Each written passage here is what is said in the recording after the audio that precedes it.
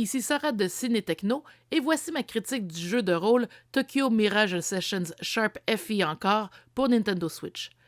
Dans le célèbre quartier Shibuya de Tokyo, des forces du mal venues d'une autre dimension menacent la survie de notre monde. Cependant, un groupe d'idoles jumelés à des chevaliers mirages feront appel à leur talent pour explorer des donjons appelés idolasphères afin de découvrir la source de la menace.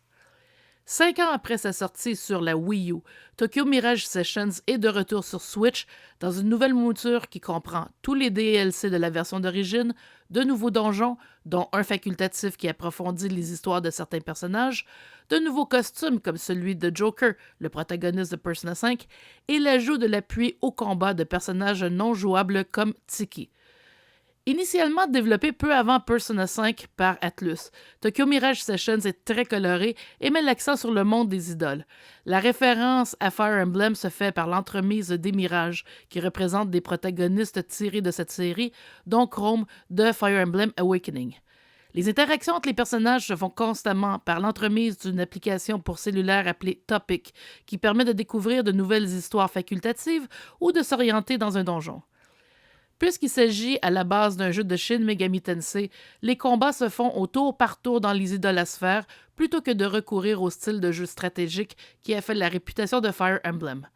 Cependant, la gestion des mirages est simplifiée comparativement à celle des personnages habituels, puisqu'un personnage garde toujours le même mirage qui peut cependant être amélioré.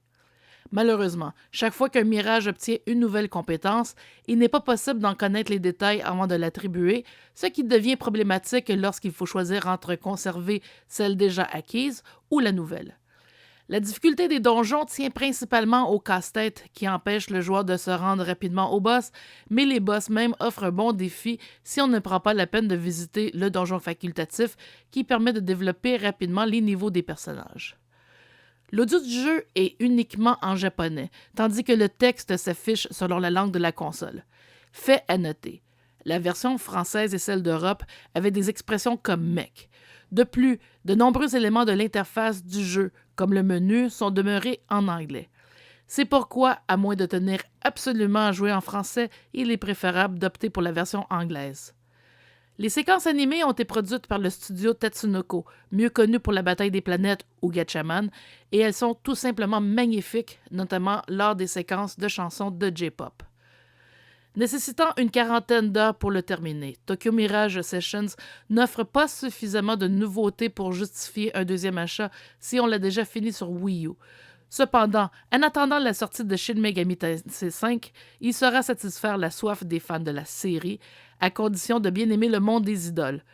Il offre également un certain attrait pour les amateurs de Fire Emblem, même si les références explicites à la série n'arrivent que très tard dans le jeu, mais la familiarité avec cette série n'est pas un prérequis. Tokyo Mirage Session Sharp FE encore obtient la note de 9 sur 10. Merci d'avoir été à l'écoute.